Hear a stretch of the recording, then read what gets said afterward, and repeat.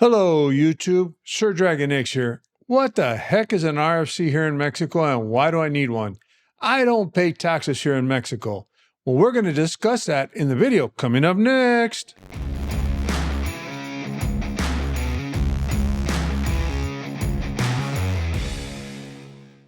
Hello, everyone, and welcome back to the channel. Welcome to today's guide on understanding the Mexican RFC and its importance for temporary and permanent residents. In a previous video, I explained what the RFC is, but let's review again exactly what it is. The RFC, or Registro Federal de Contribuyentes, is an alphanumeric tax identifier in Mexico, akin to the Social Security number in the U.S. or tax identification number in other countries. But why would a legal resident who doesn't pay taxes in Mexico need an RFC? Well, under the current administration, led by President Andrés Manuel López Obrador, there has been a heightened focus on tracking financial transactions to combat money laundering and ensure tax compliance. Not to mention, as part of the broader 2022 tax reform amendments to the Mexican law, it's now mandatory that all Mexican citizens and legal residents age 18 or over have an RFC as of July 1st, 2022. If you hold temporary or permanent resident card or a CURP, by Mexican law, you are required to obtain an RFC whether or not you earn income here in Mexico. Now, this amendment to the Mexican Federal Tax Code is reflective of the increased emphasis on tax compliance and the crucial role of the RFC in tax administration. The reform has made it increasingly challenging to accomplish certain tasks without an RFC, even if you don't file a tax return here in Mexico. Many residents have reported difficulties in opening bank accounts, purchasing cars, purchasing land, connecting to electric and gas utilities, or even getting internet service without an RFC. To obtain an RFC, one must either be a Mexican citizen or lawful residents having either temporary or permanent residency status. However, getting residency doesn't automatically grant you an RFC. The application process involves scheduling an appointment with a SAT office, Mexico's equivalent to the IRS. It's worth mentioning that getting an appointment might be quite challenging due to the high demand. But once you have an appointment, you'll need to gather some essential documents. You're going to need a valid passport, valid Mexican residency card, temporary or permanent, a comprobante de domicilio, proof of address that can be either an electric bill or a water bill. Please note that it must be an original and not a copy. It does not necessarily have to be in your name.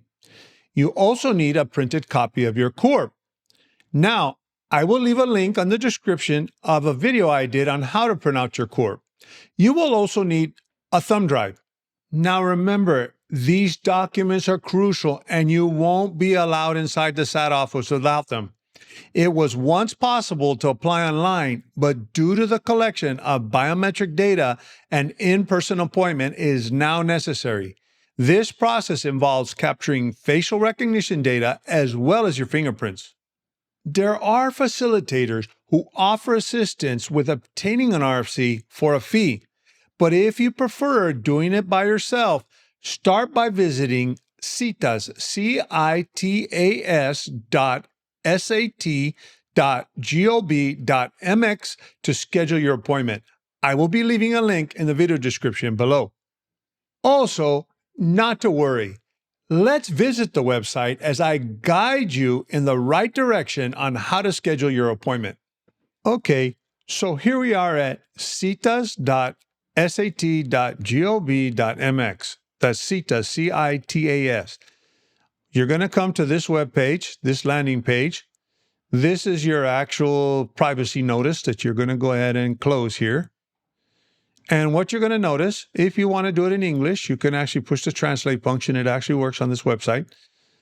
What you're going to notice is you're going to have two options. I'm going to come back to the consultar after we do this, the first option.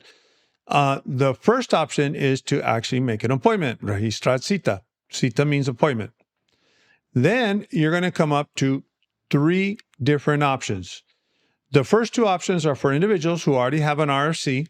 And the third options are for an individual who wants to actually get an RFC. So you're going to click on the third option, Inscripción al Padrón de Contribuyentes Personas Físicas. Okay, and then next, you're going to be asked for it's going to bring a drop-down menu, and you're going to be asked for your CORP number, which is on your residency card. And also, remember in the video, I said you're going to need a printed copy of your CORP, which I am leaving a link to a video I did on how to print out your CORP and a walkthrough of how to print out your CORP. And then you're going to need your complete name, as is on your residency card, and your email address. Then you're going to go ahead and click on Siguiente. I can't do this because I already have an RFC. And if I put my CORP number in here, it's going to tell me that I already have an RFC that's associated with my CORP. When you get to the next page, you're going to select a state. The state is going to give you, for example, whatever state, your city that, for example, I'm in Monterrey, and my state is Nuevo León. I'm going to pick Nuevo León. And then under the state, it's going to give me the available offices that I can go to in that state. Then I'm going to pick Monterrey, and I'm going to pick the office in Monterrey that is closest to me. Then that'll place you in what's called a fila virtual, or virtual line. Now, it's not going to give you a date, and this is why I'm going to go back to the initial page. It'll put you in a virtual line, and a day or two before your appointment, you will be getting an email in your email box, and make sure you check your junk email also, with the time and date of your appointment. It's usually 24 hours before your appointment. In one of my cases that I had to schedule an appointment, I actually got the email a day after. So it's very important that you continue to actually check on the status of your appointment. And you will go to the same page, and instead of saying registrar, you're going to say consultar. And you're going to be right here, and you're going to say, but Ernie, I don't have an RFC. It's very simple. You're just going to click in this button box, and it's going to ask for your CORP and the email address that you use to register your appointment. Then you have the little CAPTCHA, make sure it's a real human security, and you're going to say Siguiente, and it'll tell you what place you are in line. You can check this daily, weekly. I would suggest that you take, the closer you get to the front of the line, that you go ahead and check it as often as possible. And that's all there is to it. Now let's get back to the video. It's that easy. And the fantastic part, there's no fee to obtain your RFC. Just don't forget to take the documents that I mentioned to your appointment with SAT, and good luck. Having an RFC in Mexico is becoming increasingly essential, and as a resident, it is vital to ensure you're equipped with this identifier.